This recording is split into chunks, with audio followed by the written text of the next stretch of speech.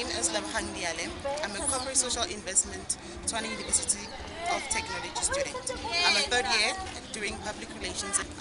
Practically the whole event was about uplifting young women in orphanage and safety homes to not see themselves as orphans and lost kids and what do you call them? The outcast of society.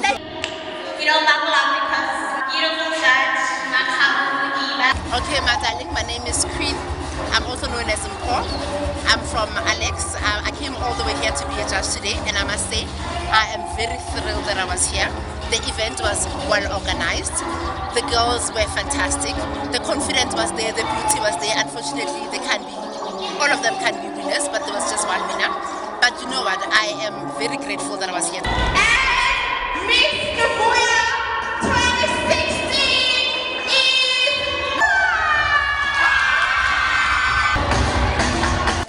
My name is Fatima Lima, and I feel big difference because I'm not a loser in life.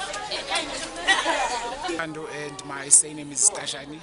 Okay, I came here today being invited to be the master of ceremony. Okay, for me it was such a wonderful experience. I've never been, I never had such this opportunity. I never emceed before, so this it was really a good start for me.